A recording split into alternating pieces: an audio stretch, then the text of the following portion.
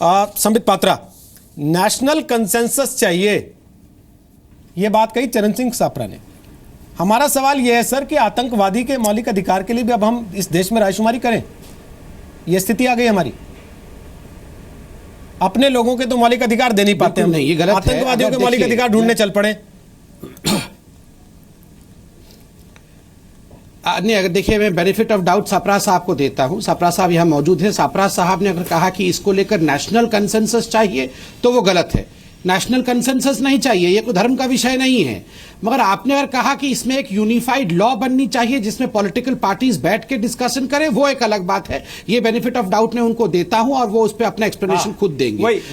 देखिए, एक academic debate में 2-3 एकेडमिक पॉइंट आपको मैं बता दूं। मैं अभी लड़ना नहीं चाहता हूं, मैं आपसे लड़ना नहीं चाहता हूं। मैं 2-3 एकेडमिक पॉइंट जनता की बेनिफिट के लिए रखूंगा यहां पे। देखिए, पहली बात है, ये जो आतंकवादी के शरीरों के साथ किस प्रकार का व्यवहार, डिस्पोजल कैसे होना चाहिए, उसके पीछे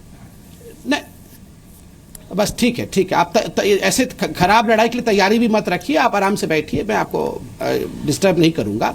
मगर आप देखिए, ये जो बॉडी डिस्पोजल महत्वपूर्ण क्यों होता है? इसलिए होता है कि जो मरने के बाद हम लोग शरीर को दफनाएं या उसका एक कीर्तिमान स्थापित करें, जिससे कि ग्लोरिफिकेशन ऑफ टेररिज्म होता है। और इस ग्लोरिफिकेशन के कारण भविष्य में भी एक नई पौध तैयार होती है आतंकवाद को आगे बढ़ाने के लिए। इसलिए पहली बात जो मैं कह रहा हूं कि इस मानसिकता को समझने की आवश्यकता। मैं क्या उदाहरण दे रहा हूं, अफजल गुरु के बॉडी को तिहाड़ के अंदर दफनाया गया, मकबूल भट्ट के बॉडी को तिहाड़ के अंदर दफनाया गया। मगर आपको जान के आश्चर्य होगा, दोनों का कब्र आज जम्मू कश्मीर में बनाया गया है। उसको अंग्रेजी में कहते हैं एम्प्टी बरियल्स। ये एम्प्टी खाली है, उसमें बॉडी नहीं है, मगर एम्प्टी बरियल बनाया गया है। मकबूल भट्ट और अफजल गुरु को आमने सामने रखा गया है, बगल बगल में रखा गया है, ठीक है। और वहां पर आज भी नमाज जनाजा हो रहा है, उसको एक ग्लोरीफाई किया गया है। तो ये मानसिकता है, जिस मानसिकता को दूर करने की आवश्यकता है। जिस प्रकार ओसामा बिन लादेन को समुद्र में फेंका गया, क्यों फेंका गया? ये बरियल दिया गया को समुद्र में फेंकने के लिए ओबामा जैसा हौसला हिम्मत चाहिए, है आपकी सरकार में? नहीं नहीं, बिल्कुल है। कहां है सर? पिछले 24 घंटे में तो नहीं दिखी। बिल्कुल, आप सरकार की हिम्मत पे किसी नहीं, देखिए उस पे देखिए सर, अमेरिका में किसी गुरुद्वारे पे अटैक हो जाए जहां पे एक आदमी घायल हो जाए, किसी मस्जिद के बाहर ब्लास्ट हो जाए जहां किसी को चोट भी ना लगे, किसी मेट्रो ट्रेन में बम मिल जाए, ब्लास्ट कर जाए, 2 आदमी जख्मी हो जाए, तो वहां का राष्ट्रपति टीवी पे आ जाता है अपने देश की जनता को यह भरोसा देने के लिए कि आपको चिंता करने की जरूरत नहीं है, मैं हूं। आप लोग ट्विटर से भरोसा दे रहे हैं? बाहर जो रिक्शा चलाता है वो ट्विटर पे है क्या सर? नहीं समीर जी, रोहित जी ने बात तो बहुत प्यारी कही। प्लीज एक वो पूरा कर लें। ये बहुत बोले पात्र। नहीं, मैं कंप्लीट कर लूं। देखिए, ये स्ट्रैटेजिक विषय है। ये प्रधानमंत्री कब बोले, पाकिस्तान पे कब वो अपने वाक के माध्यम से आक्रमण करे, पाकिस्तान को कब चेताएं, ये सारी जो एक तो सेना, एनएसए, एनआईए, ये सब बैठ के निर्णय लेते हैं। इस पे ये नहीं करना चाहिए कि प्रधानमंत्री ने क्यों नहीं बोला। और देखिए रोहित जी, हमारा डिबेट आज टॉपिक का कुछ और है। टॉपिक जो डिबेट का इतना तो कहा जा सकता था डॉक्टर संबित पात्रा साहब, इतना तो पीएम साहब की तरफ से कहा जा सकता था टीवी पे आकर के कि भारत के लोगों को घबराने की जरूरत नहीं है, हम स्टैंड ले रहे हैं। इतना कहने में क्या हर्ज था?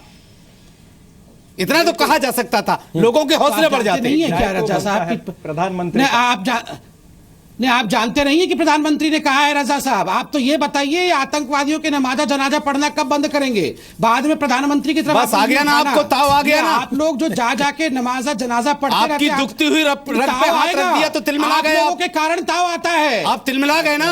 ये हमारी, हमने नमाजे जनाजा पढ़ने का सपोर्ट नहीं किया। चिंता करिए कि जन्नत में भेजना है, हमने सपोर्ट नहीं किया। ठीक है, क्यों हमने सपोर्ट नहीं किया नमाजे जनाजा का? झगड़ा आपके भाई तो कर रहे हैं, जो आपके बगल में हमारे भाई नहीं है वो, हमारे भाई वो नहीं है। हमारे भाई वो हैं, हमारे भाई वो हैं जो सूफीज्म के मानने वाले। हिंदुस्तान के प्रधान, सुन लीजिए, मैं आपको कह दूं, हिंदुस्तान के प्रधानमंत्री पे उंगली उठाने से पहले आप अपने अंदर से उठा लीजिए। हम नहीं उठा, पूरा मुल्क उंगली उठा रहा है। कहां है आप? ढूंढिए पहले। पूरा मुल्क उंगली उठा रहा है, बैठे हुए हैं, पूरा मुल्क उंगली उठा रहा है। इस वक्त 56 की छाती के पाकिस्तान के लव लेटर लिखना बंद करो, हम सर लेकर के आएंगे।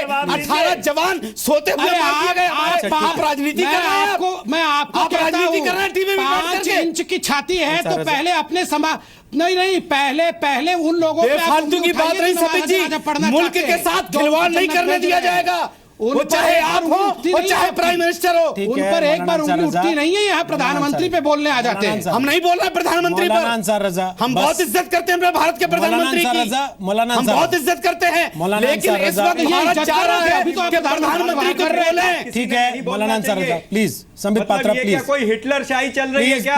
प्लीज इतना बड़ा वाकया हुआ देश में, याकूब मेमन को फांसी हो जाए, याकूब मेमन की फांसी के जिम्मेदार आप हैं, हम नहीं हैं। आपने किया, हमने नहीं किया। हमने बात कही कि प्राइम मिनिस्टर को हौसला बढ़ाना चाहिए भारत के लोगों का, आप तिल मिला गए। देखिए मतलब याकूब मेमन को फांसी चढ़ा के हमने गलती कर दी।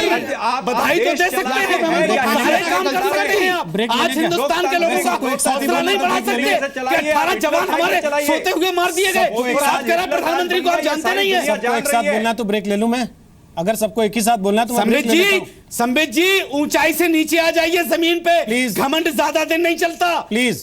ये भारत की जनता है, सब बिठाना जानती है, उतारना भी जानती है ना। जिन्होंने जनगण मन गाने से मना कर दिया था, आप जनगण मन गाना मना कर रहे थे ना, हम आज भी मना कर रहे हैं कि हम नहीं